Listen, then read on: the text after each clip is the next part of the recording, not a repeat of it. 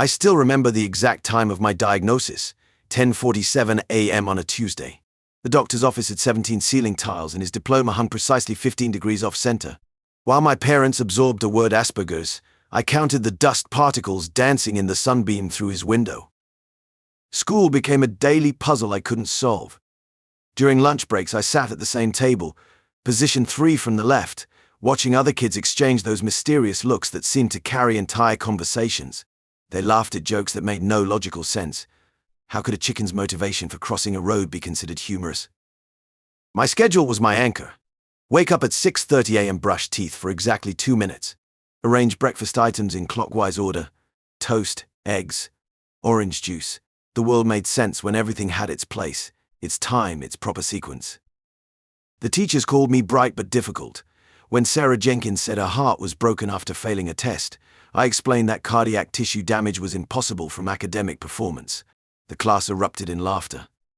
I spent the rest of that day wondering what I'd missed. My parents tried their best.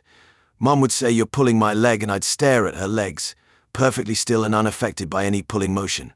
Dad would tell me to keep my eyes peeled during hide and seek, and I'd worry about the medical implications of eye peeling. Math became my sanctuary. Numbers never lied, never had hidden meanings. The Pythagorean theorem didn't change its mind or say one thing while meaning another. In geometry class, I found peace in the perfect logic of angles and lines. My notebook filled with calculations, each one a small victory of certainty in an uncertain world. At home, questions tumbled out of me constantly. When Mom said dinner was in a jiffy, I needed to know the exact conversion rate between jiffies and minutes. They thought I was being clever, but I just needed precision. The world was already confusing enough without time being measured in made-up units.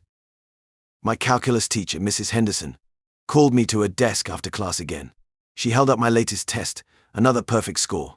The geometric proofs lined up exactly as they should, each step following the previous one with precise logic. "Your work continues to impress me, Anthony. Have you considered joining the math club?" I nodded, already having calculated the optimal schedule that would allow me to attend meetings while maintaining my carefully structured study routine. The hallways between classes were a different story. Groups of students clustered together, their laughter and inside jokes flying over my head like encrypted messages I couldn't decode. A girl from my English class waved and said, "Hey, what's up?" I looked up at the ceiling, confused by her question since nothing was actually up there. During lunch, I sat alone with my notebook, working through complex equations while others shared food and stories. 2 guys from my physics class walked past, snickering. "There's Robot Boy, probably computing the meaning of life." I wanted to explain that computing the meaning of life would require far more complex algorithms than what I was currently working on, but I knew from experience that such corrections weren't well received. In biology, we were assigned group projects. My partner Sarah rolled her eyes when I suggested creating a detailed spreadsheet to track our progress. "Can't we just wing it like normal people?" I didn't understand how birds related to our assignment on cellular reproduction. When I asked for clarification, she just sighed and walked away. My test scores consistently ranked at the top of every class, especially in mathematics and sciences. Teachers used words like gifted and exceptional, but those same qualities that earned their praise made me stand out in ways I never intended. While other students discussed movies and music, I found comfort in the elegant simplicity of mathematical formulas and statistical patterns. During one memorable incident in the cafeteria, I corrected a senior's statistical analysis of the football team's winning probability. He didn't appreciate my detailed explanation of why his calculations were flawed. The resulting confrontation left me even more convinced that numbers were far more reliable than people. I met Dawn during my junior year of college. It was during one of those campus rallies I normally avoided. They always seemed too loud, overstimulating, full of chanting, and the worst part, handmade signs with slogans that made no logical sense. But the rally had blocked the entrance to the library. I needed to return a book on military history, and Dawn stood right in the middle of the crowd, shouting about environmental justice into a megaphone. Her voice should have grated on me. It was loud, sharp, drawing too much attention to herself, but for some reason I stopped to listen. Dawn was different. She wasn't just screaming, she was captivating. Even if her words didn't always line up in a way my brain liked, they carried a magnetism I couldn't ignore. She kept pacing as she spoke, using her hands, her whole body in fact, to drive home these ideas I found difficult to follow. I remember thinking, why are you so committed to this?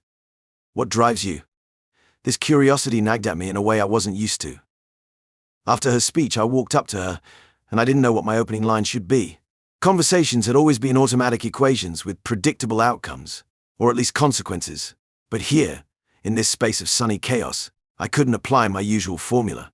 I blurted out something about her statistics. I noticed she mentioned the wrong number for CO2 emissions compared data to I read. Instead of getting annoyed by my correction like I expected, she laughed. Hard.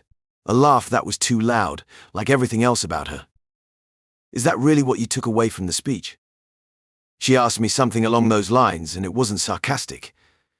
It was almost like she appreciated my nitpicking, even though I didn't intend to approach it that way. Then things snowballed from there. That same day we got coffee, her idea. She talked, I listened. That scenario repeated itself a lot in the early days. I didn't mind. It was easy to listen to her, like the way mathematicians use geometric proofs to build their cases. Dawn built hers through passion, stories and energy.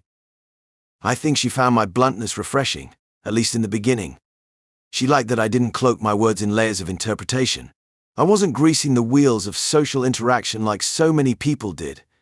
If I didn't understand an idiom she used, I asked her what she meant directly.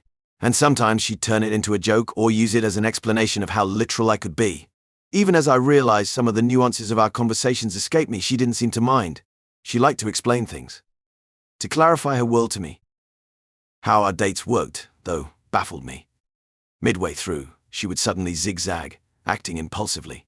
One time, after grabbing a bite to eat, we were walking down an organized city block, grid-like, perfect, and then she stopped and pulled me into a crowd for another protest, one I wasn't mentally prepared for at all. My mind couldn't process switching gears that quickly.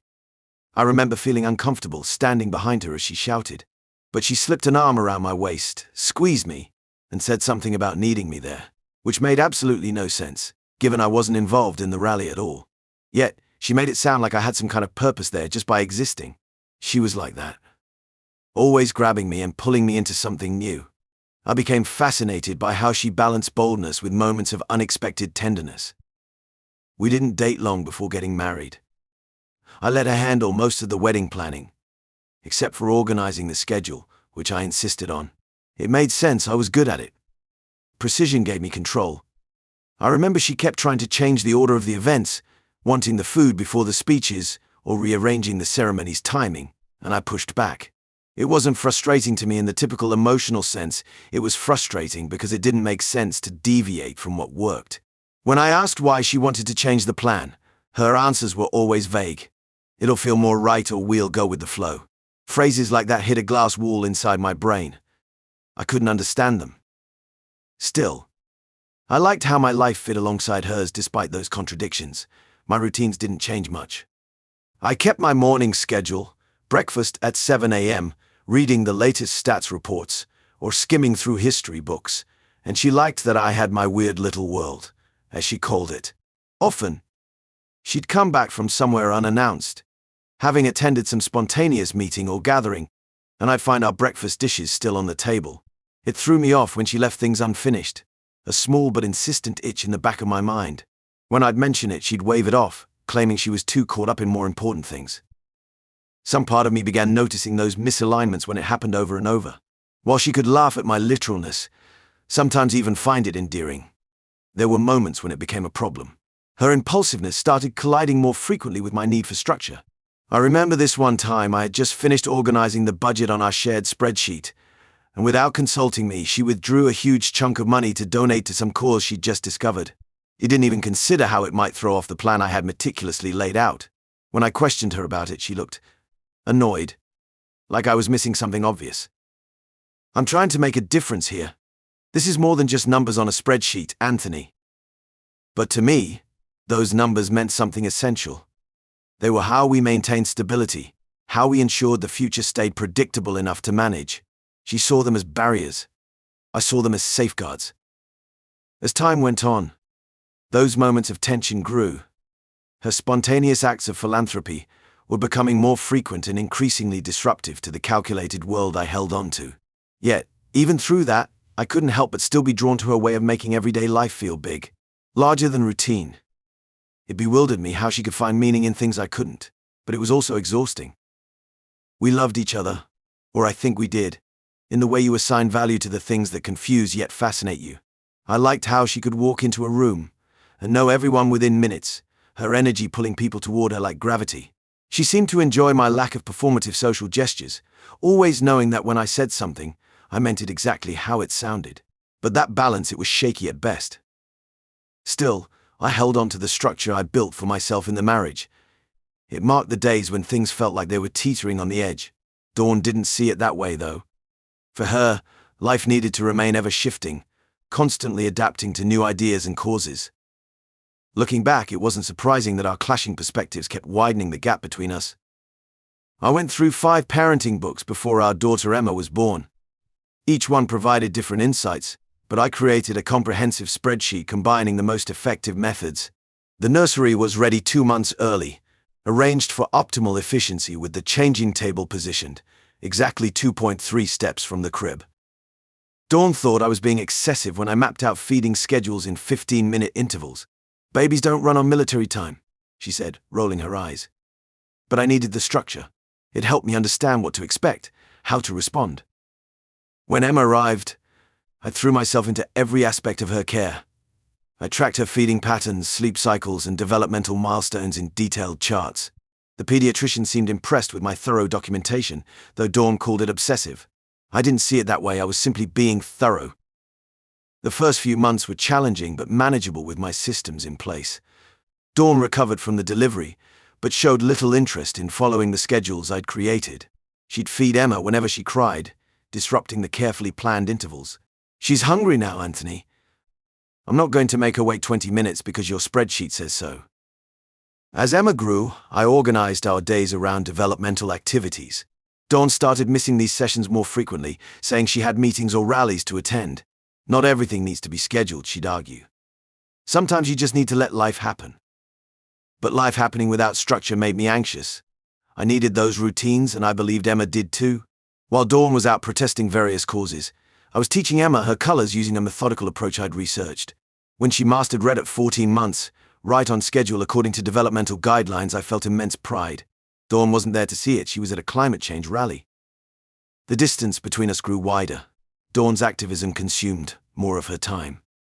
She'd come home late, energized from leading chants and waving signs, while I sat alone, having already completed Emma's bedtime routine of bath, story, and lullaby. Sometimes she'd skip dinner with us entirely, leaving the careful meal plan I'd prepared to grow cold.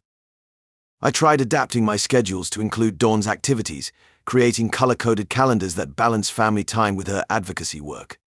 But she never stuck to them. "Life isn't a spreadsheet" became her common refrain. Each missed dinner, each skipped bedtime story, each broken commitment was a red mark in my mental ledger that I couldn't reconcile. At night, after Emma was asleep, I'd review my parenting journals and achievement tracking sheets.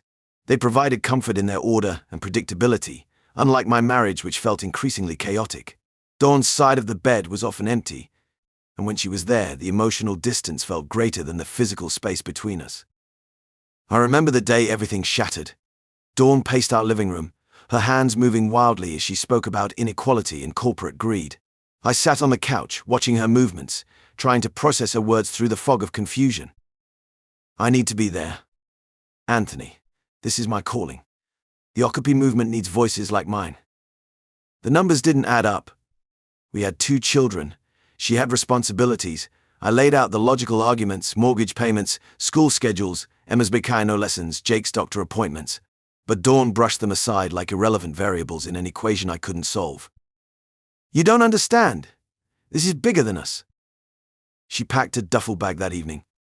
I watched her erratic movements, so different from my careful organization. She threw clothes in without folding them, creating chaos in a bag that could have held twice as much if packed properly. The first week, I maintained our routine. I told the kids Mom was supporting an important cause. I made their lunches, drove them to school, helped with homework. But the whispers started. Other parents at school pickup gave me strange looks.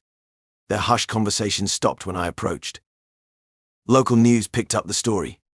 Local activist joins Occupy movement. The irony of a banker's wife protesting Wall Street became their angle. My co-workers at the investment firm avoided eye contact in hallways. My carefully constructed world began to crack. I called her cell phone 17 times in the first month. Each time it went to voicemail after exactly 4 rings. I left messages with precise information about the children's activities and needs. No response. Then the photos appeared online. Dawn in the middle of crowds, megaphone in hand. Dawn linking arms with protesters. Dawn smiling at a man with dreadlocks and a worn leather jacket. Dawn kissing him during a candlelight vigil. The image burned into my mind like a corrupted data point that destroyed an entire statistical model. I stared at it for hours, analyzing every pixel, every detail. The timestamp, the location, the angle of their bodies. The evidence was irrefutable. Emma came home crying one day. Tommy said Mom left because she doesn't love us anymore. I wanted to explain that love wasn't a quantifiable variable, that human emotions didn't follow logical patterns. Instead, I just held her, feeling her tears soak through my shirt, creating an irregular pattern that matched my disordered thoughts. The media painted Dawn as a hero, breaking free from the golden handcuffs of suburban life to fight for justice. They never mentioned the 2 children she left behind, or the husband who still woke up every morning at 6:15 a.m. to maintain their world. I created new spreadsheets to track single parenthood.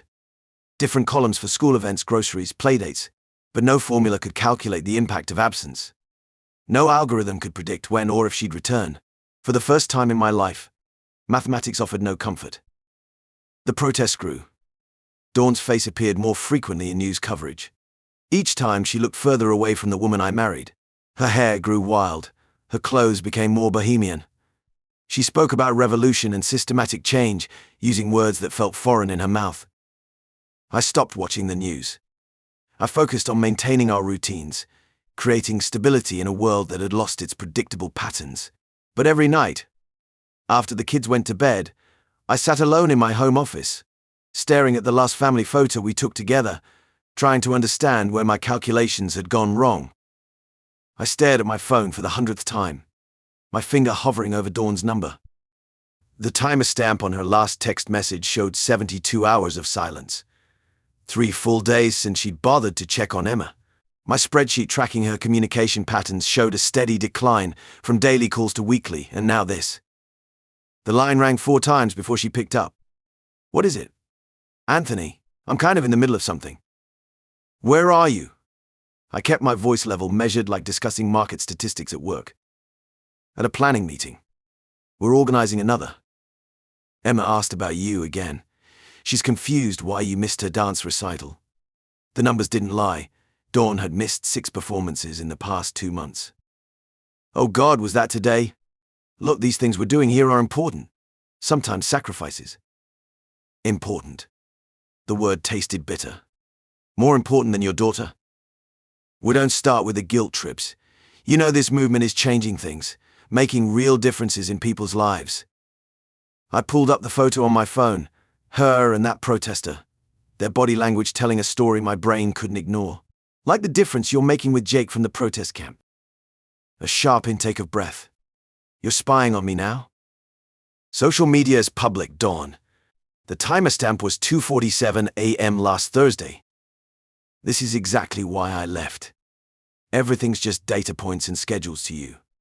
You can't reduce life to spreadsheets and timestamps. My hand gripped the phone tighter. No, you left because responsibility doesn't fit your narrative. Come home, or I'm filing for divorce. A harsh laugh crackled through the speaker. Really? You're giving me ultimatums now? It's not an ultimatum. It's a logical conclusion. You've been gone 47 days. You've called Emma 9 times. The pattern is clear. God, listen to yourself. This is why we couldn't work. Everything's just numbers to you. You never understood what love really means. The statement hit like a mathematical error in perfect code. Love means showing up. Love is measurable in actions, not words. Your actions show exactly what you value. You're being dramatic. I just need time to. No. The word came out harder than I intended. I've calculated the probabilities, tracked the patterns. This isn't temporary. This is who you are. Oh, you've calculated the probabilities. Her voice dripped with mockery. Classic Anthony, thinking he can solve everything with math. Something snapped inside me. Not violently, but with the clean break of a proven theorem. You never accepted me. My way of seeing the world was always wrong to you, but at least I showed up. At least I tried. I can't deal with this right now. I have to go. Of course you do. The certainty felt cold and solid. You always do. The line went dead. I added the call duration to my spreadsheet, 4 minutes and 37 seconds. Another data point in a pattern I should have seen years ago. Our love had always been conditional on her terms, her timeline, her definition of what was acceptable. I stared at the numbers on my screen, but for once, they offered no comfort. They only confirmed what I'd been refusing to accept. Dawn had never truly accepted my love language of consistency and dedication, and now her indifference had finally broken through my last calculation of hope. I remember sitting in that sterile courtroom, the fluorescent lights flickering above me, casting strange shadows on the tiled floor. It was freezing. Probably because of that old air conditioning system, which hummed continually, as if reminding me that everything around me was mechanical, calculated, disconnected. The lawyer who sat across from me, I still can't forget his face. Sharp suit, sharper smile. To him, it was just another case, another calculation, but the stakes couldn't have been higher for me. Dawn's lawyer was relentless, merciless even, twisting anything he could get his hands on. My honesty, my spreadsheets, even the way I meticulously recorded every interaction with Emma. Everything was dissected and reassembled to make me look like an unfeeling robot. Dawn, though, she was completely different sitting there. I mean, I knew we had our clashes, knew she thrived on chaos and spontaneity. But up there, in the courtroom, she looked like someone I barely recognized. She used to be passionate, unstoppable, yes, but this was different. It was like she was weaponizing those shared moments between us, repurposing memories to suit her narrative. The woman who used to pull me into spur-of-the-moment protests and rallies, beaming with energy and fire, now used every inconsistency in my logic, as if constructing an argument for a cause I couldn't stand behind. What stung more than anything, what I couldn't wrap my mind around, was this sudden shift, this cold detachment. Maybe I shouldn't have been surprised, seeing how she had grown more distant, more erratic over the years. But watching her sit across from me and belittle the life we shared, reducing it to items on a list, it was like she had ripped up everything I had built for us and scattered the pieces across that courtroom floor. And it wasn't just my routines or the way I managed things, it was our time with Emma. All those moments where I'd insisted on structure for her sake. Dawn painted me like I cared more about the charts and checklists than my own daughter. Like I couldn't be a loving father because I didn't show it the way she expected. It wasn't true. I loved Emma. She was the one constant amidst all this chaos. All those hours spent on schedules and planning, it was for her. To make sure she was fed on time, to make sure her homework was done, her day structured so she could thrive. But when Dawn's lawyers started throwing out accusations, it felt like every piece of my parenting style became an argument against me. Of course, Dawn's approach was different, impulsive, carefree. Maybe in small doses. Some people might think that was exciting. But for Emma needed something stable. And I was the one who provided that. No one understood that in that damn courtroom. It started with the bank accounts. Dawn wiped them clean when we separated. She didn't seem to care how much I needed that money for Emma's future, or for the house I was trying to hold on to for her. It wasn't just about me, although I guess back then, Dawn probably thought I'd just calculate my way out of it, that I'd somehow find a logical solution to everything, like I always did. The reality was far messier. Every day I worried about those bills, about the mounting pressure that came with my dwindling accounts, but I had to keep it together for Emma. The court case dragged out, longer than I expected. Each day in that cramped courtroom felt like a battle, and I was losing ground, inch by inch. My lawyer did their best, but Dawn's attorney knew how to twist the knife. It wasn't about the truth anymore. It was about perception, about making me look like I wasn't capable of raising my own children. They took advantage of every single one of my traits, spinning it to make me look inadequate. They threw around words like rigid and insensitive, trying to make it seem like I couldn't be emotionally present for Emma. It should have been about Emma's best interests, but it wasn't. Dawn's lawyer was there to win, to rip everything from me. And Dawn didn't hold back either. She listed off every single thing I supposedly did wrong. Her half-hearted attempts at co-parenting, the ones where she'd bounce in and out of Emma's life like a comet, suddenly became reliable, or so she claimed in court. Her absence became something necessary for her work, a sacrifice for the greater good. Meanwhile, my consistency, my need to be there every single day, became controlling, overbearing even. I stared at her when she said that. The woman I once loved sitting there, turning my loyalty into a flaw. I don't know what I expected. An apology? Regret? Maybe even just a hint of that camaraderie I thought we shared once.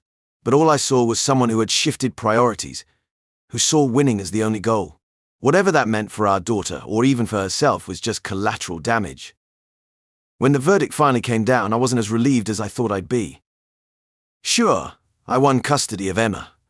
So, in fact, the judge saw through Dawn's psychic lifestyle, and deep inside I knew that consistency, stability, I was the better option for Emma. Dawn couldn't make a case that stood up against the reality of her absence. But financially, Dawn gutted me.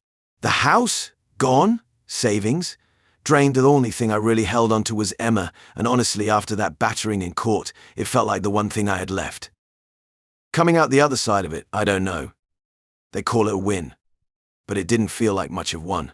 I couldn't help but see Dawn's move for what it was, a grasp for control, one final attempt at asserting some dominance over a life that had spun out of her hands. But in the end, she was the one who lost. She may have drained my bank accounts, stripped me down to my last bit of sanity, but I had Emma, and I guess that was all that mattered. That ride home felt heavier than it should have. The silence in the car was thick with loss. Everything felt hollow. I found a small house in Millbrook, a quiet town 2 hours from the city, where Dawn and her protests felt like a distant echo. The local bank hired me as their risk analyst, a perfect fit for my methodical nature. Every morning started at exactly 6:15 a.m., giving me time to prepare Emma's lunch before school and review my spreadsheets for the day. The townspeople didn't ask many questions. They saw me as the quiet banker who always wore the same style of pressed khakis and blue button-downs. My routine became a comfort blanket: morning coffee at 7:30, precise lunch hour at 12:15, and home by 5:45 to help Emma with homework. No surprises, no chaos, no spontaneous rallies disrupting our dinner plans. My new budget spreadsheet showed real progress without Dawn's impulsive spending. Each month, I allocated funds exactly: 30% for mortgage, 20% for utilities and groceries, 15% for Emma's activities, and 25%. The remaining 10% went into an emergency fund, something Dawn never understood the importance of. The numbers balanced perfectly, bringing a satisfaction I hadn't felt in years. At the bank, I excelled at analyzing risk patterns and credit applications. My colleagues appreciated my attention to detail, even if they kept their distance. During lunch breaks, I sat alone with my precisely portioned meal, reviewing financial reports while others chatted in the break room. Their casual conversations about weekend plans and office gossip held no appeal. I'd learned the hard way that social connections brought unpredictability. Emma adapted well to our new life. Her dance classes continued on schedule twice a week, and I never missed a recital. My calendar app kept track of every parent-teacher conference, doctor's appointment, and school event. The stability showed in her improved grades and peaceful sleep patterns. The house itself reflected our new order. Everything had its place. Shoes aligned by the door, dishes immediately washed and stored, laundry folded in precise squares. No more finding protest signs in the garage or discovering Dawn's activist friends camping in our living room. The silence sometimes felt heavy, but it was predictable. Safe. Neighbors occasionally invited us to barbecues or community events. I politely declined most times, protecting our carefully constructed routine. The few times we attended, I stood at the edges, watching Emma play with other children while making minimal small talk with adults. Their attempts at friendship bounced off the invisible wall I'd built, a defense mechanism honed from years of Dawn's emotional chaos.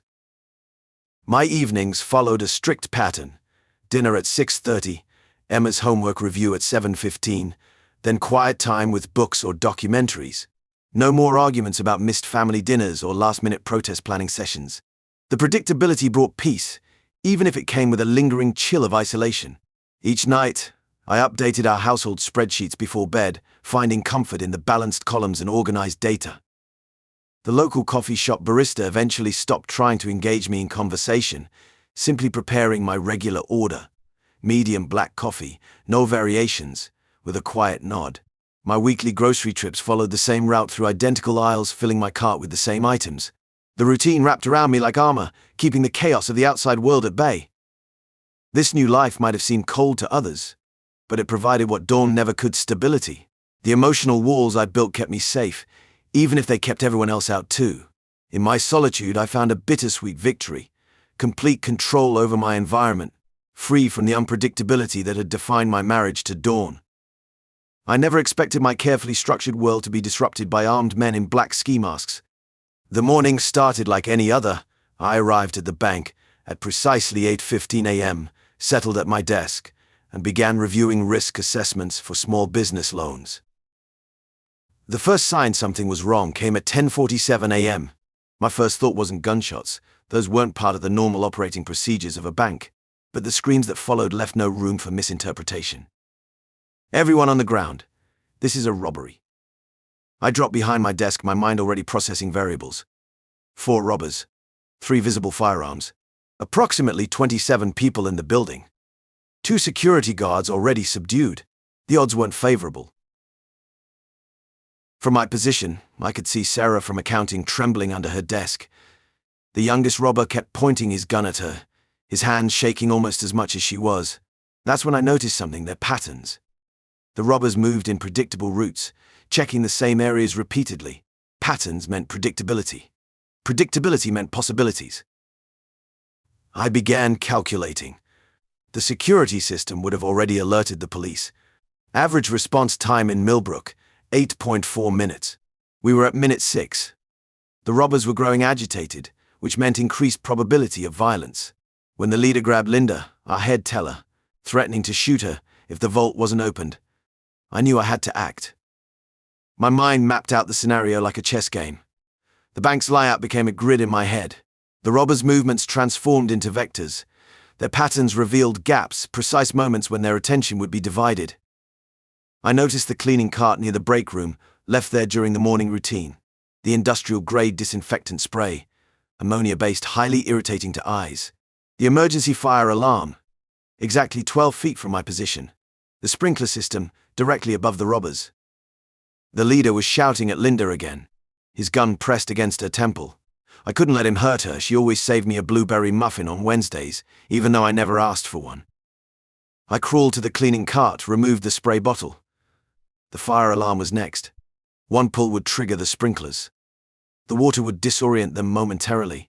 The chemical spray would do the rest. I pulled the alarm. The sprinklers activated immediately. In the confusion, I emerged from behind the counter, spraying the disinfectant directly at the nearest robber's face. He screamed, dropping his weapon. The others turned toward the sound, breaking their formation, just as I'd calculated. The police burst through the doors at that exact moment, 8.7 minutes, slightly above average response time. The robbers, disoriented and separated, were quickly apprehended. In the aftermath, my colleagues called me a hero. The local news interviewed me, though I struggled to maintain eye contact with the reporter. Emma saw me on TV and told her friends at school that her dad was awesome. But I didn't feel brave. I just saw patterns, calculated probabilities, and acted on the most logical solution. For once, my tendency to see the world as a series of mathematical equations had saved lives, instead of causing social awkwardness. People started looking at me differently, not as the odd analyst who avoided office parties, but as someone who could be counted on when it mattered most. The respect felt different from anything I'd experienced before. It wasn't based on conforming to social norms I didn't understand, but on being exactly who I was, someone who could see patterns others missed, who could stay calm and logical in chaos. After the bank robbery, I found myself spending more time in the break room than usual. Not by choice, the bank president insisted on mandatory counseling sessions for all employees involved in the incident. The sessions disrupted my carefully planned schedule, but Janet made them bearable. She brought coffee every morning, placing it exactly 6 inches from my right hand, the perfect distance for me to reach without looking up from my papers. Unlike others who tried to force conversation, Janet understood my need for silence. One morning, while reviewing security protocols, I noticed her working on a crossword puzzle. "The answer to 7 down is logarithm," I said, spotting the mathematical clue. "Of course you'd know that one." She smiled, writing it in. No sarcasm, no eye-rolling, just genuine appreciation. During lunch breaks, Janet shared her perfectly portioned meals, each ingredient separated in neat compartments. When I commented on the organizational efficiency, She didn't mock my observation like Dawn would have. Instead, she showed me her system for meal planning. "I find routines comforting too," she said. "They make sense when everything else doesn't." The days following the robbery, other employees treated me differently, like some action hero from those unrealistic movies. But Janet treated me the same as always. She understood that my actions were simply logical responses to observable patterns. One afternoon, I noticed Janet struggling with the new security software.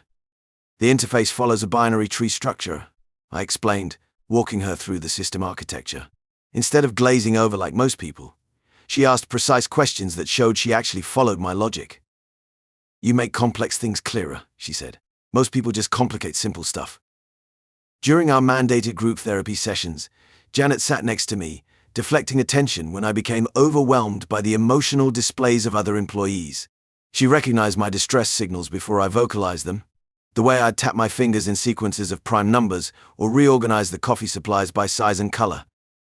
Unlike Dawn, who tried to drag me to social events, Janet respected my boundaries. When the bank organized a celebration dinner after the robbery, she understood why I declined. Instead, we had lunch the next day, just the two of us in the quiet break room, analyzing the statistical probability of bank robberies in small towns. I found myself sharing more with Janet than I had with anyone since Dawn. I told her about Emma's dance recitals, my spreadsheets tracking her growth, the way I color-coded lunch containers. Janet didn't dismiss these things as obsessive like Dawn did. She asked to see my systems, genuinely interested in the logic behind them. "Your attention to detail makes Emma feel secure," she said. "That's what matters." For the first time since my divorce, I felt understood rather than tolerated. Janet didn't try to change my methods or mock my precise nature. She saw the purpose behind my patterns, the care within my calculations. The walls I'd built since Dawn left began to shift, not through forceful demolition but through Janet's steady presence. She created space for me to be exactly who I was, someone who found beauty in numbers, comfort in routine, and showed love through consistency. The doorbell rang at precisely 2:17 p.m., disrupting my Saturday afternoon routine of helping Emma with her math homework. I wasn't expecting anyone. My calendar was clear until Janet's scheduled visit at 4:30. Through the peephole, I spotted Dawn's familiar red hair, alongside a woman in a sharp blazer clutching an iPad. My stomach tightened. Dawn knew our custody agreement specified no unscheduled visits. I opened the door, positioning myself to block their view inside. Dawn's smile stretched wide, that same theatrical grin she'd worn during protests and media interviews. "Anthony, you look great. This is Melissa from Network Solutions Entertainment." The woman in the blazer extended her hand. I didn't take it. "We have the most amazing opportunity," Dawn continued, her voice rising with that familiar zealous tone. "Picture this: modern family rebuilding, a 6-part documentary series following our journey to reconnect and heal." The numbers ran through my head. It had been 847 days since our divorce was finalized. 847 days of carefully reconstructed routine and stability. Melissa stepped forward, her iPad displaying a sleek presentation. "The network's very excited about this project. We're talking primetime slots, substantial compensation packages." No, the word came out sharp, precise. Dawn's smile faltered. "Anthony, think about what this could mean. The exposure, the platform." "The platform for what? Another performance?" The bitterness in my voice surprised even me. "This isn't a performance. It's about showing people how families can come together, how." The sound of footsteps behind me brought relief. Janet had arrived early, as she sometimes did when she sensed I might need support. "Is everything okay here?" Janet's calm voice cut through Dawn's pitch. Dawn's eyes darted between Janet and me, her expression shifting from confusion to something darker. "Who's this?" "I'm Janet. Anthony's friend." The simplicity of her statement carried weight. Melissa attempted to salvage the situation. "Perhaps we could discuss this inside? The potential earnings alone." "Our family isn't for sale." My voice remained steady. "Emma isn't a prop for your next cause." "This isn't about," Dawn started, but Janet stepped forward. "I think it's time for you both to leave." Janet's tone was gentle but firm. "Anthony has made his position clear." Dawn's composure cracked. Her hands started moving frantically like during her speeches. You can't just "this is my family too." Was I corrected? Past tense. Like your other abandoned projects. Janet guided them toward the door with quiet authority. Dawn's protest grew more desperate, but Janet remained unmoved. The door closed with a definitive click. Standing in my quiet entryway, I felt something unfamiliar: satisfaction. No analysis needed, no variables to consider. For once, the equation was simple: Dawn equaled chaos, and I'd chosen differently. The change in my relationship with Janet happened so gradually that I almost didn't notice it. One quiet Tuesday afternoon, while organizing the bank's quarterly risk reports, I realized she'd become part of my daily routine: lunch at 12:15, coffee breaks at 2:45, walking to our cars together at 5. We started spending time outside work too. Janet understood my need for structure, never pushing me into uncomfortable social situations. When we had dinner at her place, she'd tell me the exact time to arrive. When we watched documentaries at my house, she'd sit on the left side of the couch, respecting my preference for the right corner. Emma took to Janet immediately. They'd spend Saturday mornings working on art projects while I calculated our monthly expenses at the dining table. Janet never tried to replace Dawn. She created her own space in our lives. One evening, as we walked through the park after our regular Thursday dinner, Janet's hand slipped into mine. It felt natural, like solving a complex equation. No dramatic declarations or uncomfortable social protocols, just a quiet acknowledgement of what we'd become to each other. Janet's house had a garden that followed the Fibonacci sequence, something she designed knowing I'd appreciate it. We spent weekends there, me helping her plant in precise rows while she taught Emma about different flowers. The methodical nature of gardening suited me, and Janet's patient explanations made even the unpredictable aspects of nature feel manageable. Our relationship didn't require the exhausting social performance my marriage to Dawn had demanded. Janet read my moods without me having to explain. When I needed silence, she'd simply sit beside me with her book. When I wanted to discuss historical battle statistics, she'd listen with genuine interest. We created new routines together. Sunday morning pancakes with precisely measured ingredients. Wednesday evening walks where Janet would point out architectural details I'd never noticed.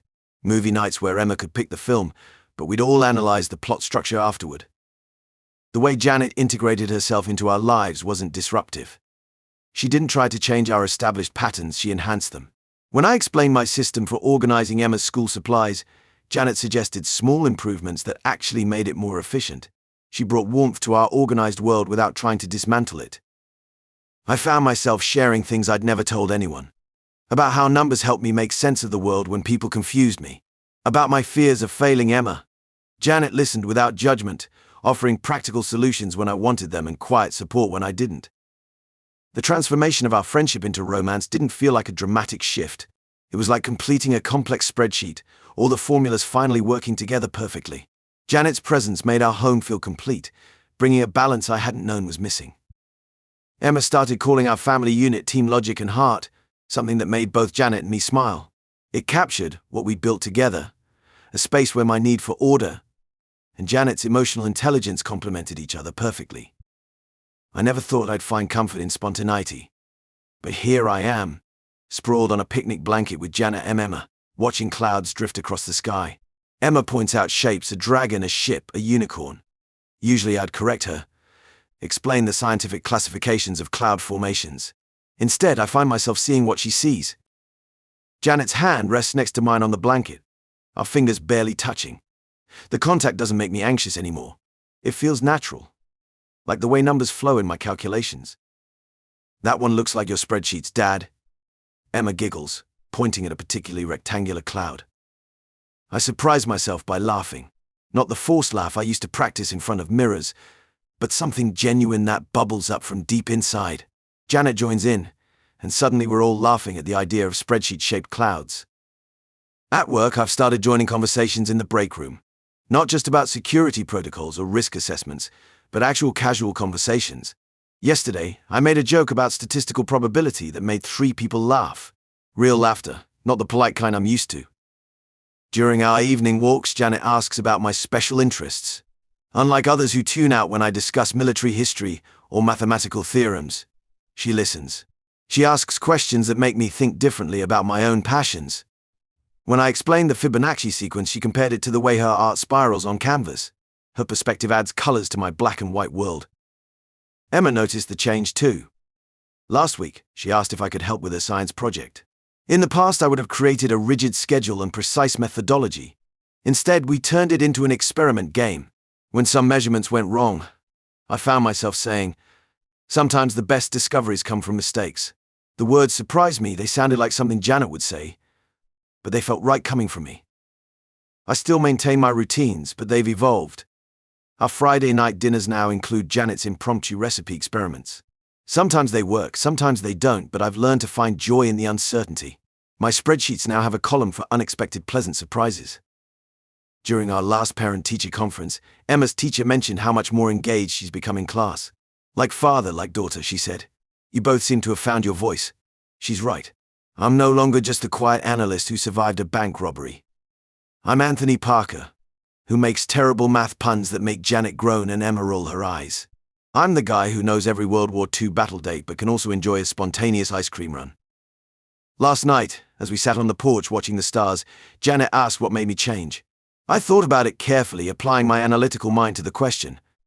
The answer wasn't in any formula or spreadsheet. "I haven't changed," I replied. "I've just stopped hiding." I never saw myself standing on a parade float, but there I was in the middle of Millbrook's annual summer parade, gripping Emma's hand as she waved to the small cheering crowd on either side of the street. It hadn't been my idea. Janet had suggested it after the town voted to recognize me for my contribution to public safety, which sounded far too formal and exaggerated for what I did at the bank that day. Still, I went along with it because it seemed to matter to the community. And truth be told, Emma was excited. She'd crafted a little speech in her head about how her dad was a hero, half rehearsed before bedtime over the past few weeks. The float itself was modest, despite the fanfare around it. A few streamers, some token banners from local businesses, and a cushioned platform where we sat awkwardly, a somewhat makeshift but pleasant affair. I recall Emma giggling as she perched next to me, holding a balloon in one hand and constantly bouncing on her toes. Janet joined us too, of course, sitting cross-legged, sometimes waving, sometimes making funny faces to keep Emma entertained when the pace of the parade slowed. I couldn't help but feel my usual aversion creeping up before we got onto it, that urge to blend into the background, avoid all this attention. But for once, it wasn't overwhelming. If anything, it felt okay. What surprised me more was seeing the faces in the crowd, people I'd known in passing for years but never engaged with beyond formalities. Like Mr. Finch, the postal worker, always with his nose in the air, now clapping, nodding his head as we went by. Or Leah, the barista at the coffee shop I always stopped at but never really spoke to outside of requesting my black coffee, who gasped when she spotted us and gave a thumbs up with a huge grin. For Millbrook, a small town where community ties often ran deep, my participation here felt like confirmation, like I'd somehow, after years on the periphery, joined something larger than my narrow world of spreadsheets, formulas, and routines. And weirdly, it didn't bother me like I'd always assumed it would. Riding past the familiar streets on that bright Saturday morning, I felt a connection forming that I could hardly describe, forming not just between me and Janet, or me and Emma, but something much more expansive, a collective us. After the parade, Janet convinced me to stay for the community barbecue at the park, one of those events I typically avoided like the plague. But feeling that unexpected swell of comfort from the parade, I agreed, though only after confirming that it wouldn't throw Emma's bedtime routine too far off track. We ended up sitting at one of the picnic tables, surrounded by townsfolk. It felt strange to receive so many thanks, handshakes, and even hugs from people I'd barely exchanged more than a nod or wave with before. At some point during the meal, Mrs. Lindstrom, an old lady who ran the antique shop downtown, leaned across the table and said, "Well done wonders around here, especially after that bank robbery. We feel a lot safer thanks to you, Anthony." She reached out and placed her small, wrinkled hand over mine as though I had personally built the walls that kept the town standing. I looked over at Janet, who just smiled, squeezing Emma's hand under the table. She never let moments like these get under my skin, always knowing when to add just the right amount of pressure to keep me centered. Emma piped up dutifully with a "See, Dad, I told you they love you," and I couldn't help but chuckle awkwardly. It was then that I began to realize that this was something I hadn't understood when I was younger, or even during my marriage with Dawn. Community isn't always wrapped up in chaos and unpredictability, the things I avoided. It was in these quiet nodes, shared glances, kind words, familiar routines disguised in unfamiliar situations. Like Emma's laughter as she ran between friends at the park, or how Janet casually joined a group of people in conversation, naturally drawing me closer with her. They didn't pull me toward disorder. Instead, they found ways that felt comfortable for me to belong. The more I interacted with people that day, the more natural it became. I didn't flinch when someone slapped me on the back as they complimented my risk analyses at the bank. I skipped needing to live in my head, analyzing every social cue. I just let it exist. At one point, I ended up in a conversation with Bill, the owner of Millbrook's hardware store, and we ended up talking about Emma's interest in assembling things, how she'd taken apart and reassembled her old bike recently. Without fully realizing it, I was no longer responding with clipped, logical explanations for how the bike worked. Instead, I mused on how Emma's curiosity reminded me of myself, how I used to break apart calculators just to see how they ticked. Bill laughed and shared stories of his own daughter. And just like that, I was having a normal conversation. Weeks passed after the parade, and somehow, I found myself saying yes to more. Neighborhood cleanups, Emma's classroom volunteer days, even the local book club that Janet roped me into under the guise of it'll be fun. Eventually, I even started incorporating spontaneous walks with Janet and Emma into my routine. Structure was still there, solid, like the bedrock under a stream. But there was a flow to life, new ripples branching off in unexpected places, and it didn't scare me anymore. It made me pause one evening, sitting at the kitchen table, while Janet cooked and Emma tried to explain her latest Minecraft build, how far I had come from the days of meticulously timed everything with no deviation. Maybe, I thought, as I listened to Janet hum along to the radio, all I'd ever needed was to feel understood. Dawn always saw my routines as limits, but now, surrounded by Janet's good-natured teasing and Emma's happy energy, I recognized that these structures weren't walls at all. They were bridges. I was still rooted in my perspective, but for the first time I had opened doors to allow others in rather than expecting the world to simply fit itself into my mold. That night, as we sat down for dinner, Emma talking animatedly about her upcoming science project, Janet sliding an experimental new dish she'd made onto the table, I realized something. Wealth wasn't just dollar signs and predictability, nor was it neatly structured timetables ticking along smoothly. Wealth was here. It was Emma's joy, Janet's support, the odd blend of routine and effortless charm that knitted our small family together. And beyond these four walls, the community, the connections I'd stumbled into without even realizing it. The people who now celebrated me not for fitting into their world perfectly, but for bringing my own way of it, for making space for me in theirs. A warmth settled in, deeper than any success or accomplishment ever had. Hey everyone, if you enjoyed the story, remember to like, subscribe, and comment on the video for more stories like this. Don't forget to turn on notifications so you never miss an update. If you have any similar stories to share, leave them in the comments and we'll make sure to bring them to life. Thanks for watching.